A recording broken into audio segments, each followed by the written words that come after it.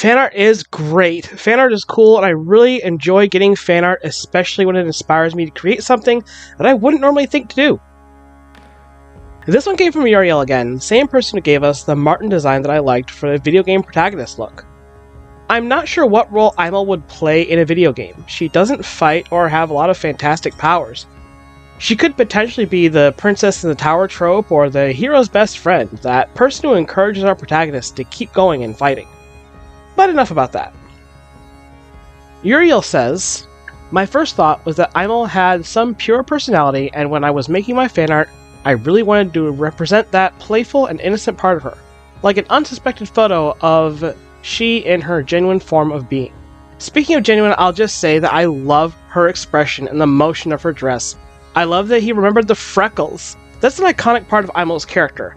No, for real, if Imel were a real living person, she'd be one of those girls who is completely covered in freckles. I love the pose. It reminds me of her jumping across the bridge during Saturnalia, or maybe frolicking through the forest.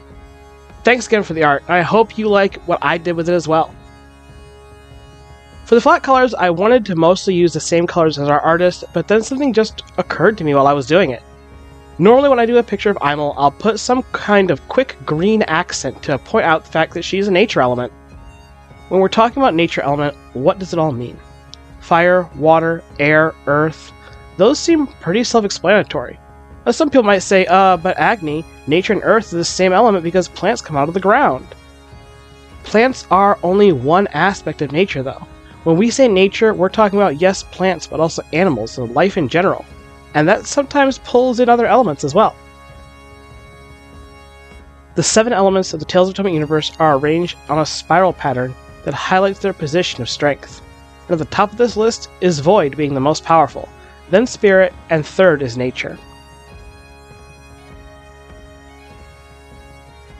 Apart from plants and animals, nature controls the weather, including storms.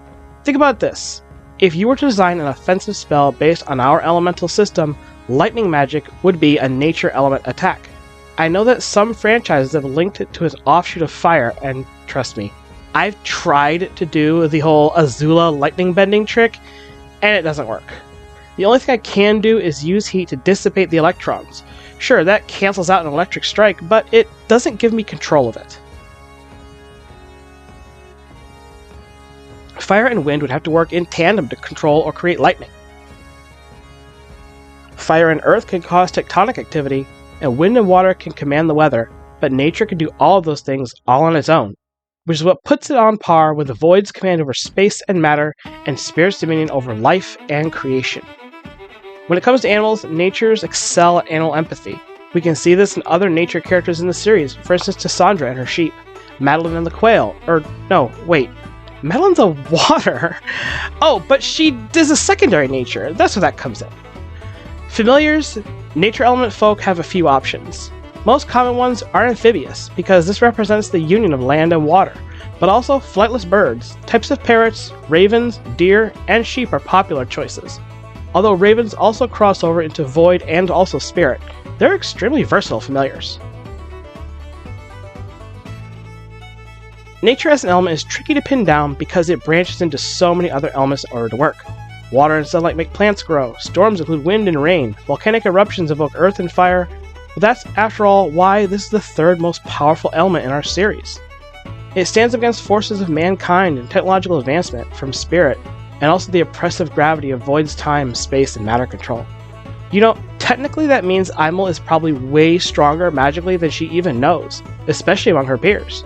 Nature elements are also the most sensitive to the presence of fairies and other magical creatures, except for ghosts or the undead. In fact, dead things in general don't coincide with nature. Rot, fungus, decay, death, and undeath are all the antithesis of nature, but many of those things fall into the realm of Void. Ghosts, specters, and supernatural beings are technically denizens of the realm of Spirit. But I'll have to go over those another time. But why not just put her in green as the main color? Nothing too bright or vibrant, because I just don't think that fits with the rest of the Smith household. Patrick has a habit of getting earthy tones for his family because that's what his wife likes, but also because he's understated and likes to live modestly. For instance, his belief is that if Imel and Pat were to marry someone outside of Alden, They might come to expect a sort of lifestyle their significant other can't afford, but I don't think that's the only reason. I also think it has to do with growing up near a forge. Of course, there'd be soot and charcoal, so these darker, earthy tones are easier to clean and don't show stains quite as often. Granted, Imel still spends the least amount of time around the forge.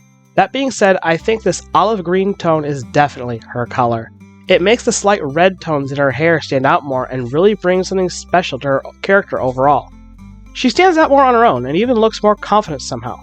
Interesting. Now, when it comes to shading, I wanted to challenge myself. So lately, Bree has been showing me these art tutorials by Angel Ganev right here on YouTube. By the way, if you see this video, I'm very sorry if I mispronounced your name. There is self-taught artists like me with a ton of tutorials around shading, depth, colors, etc. So in order to try for a more detailed and lived-in look, I doubled the amount of layers that I usually use in GIMP, and just started going over it again and again and again with various hues of the greens and browns, as well as their skin tone.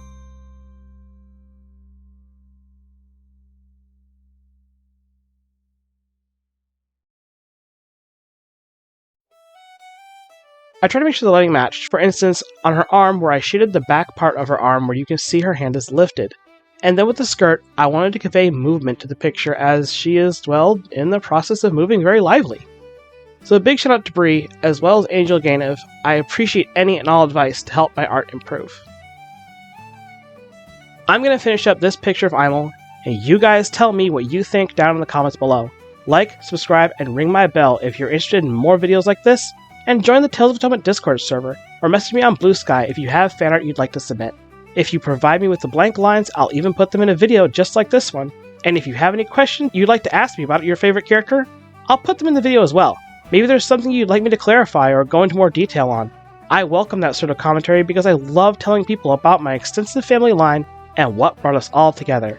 It's a story that's literally thousands of years long.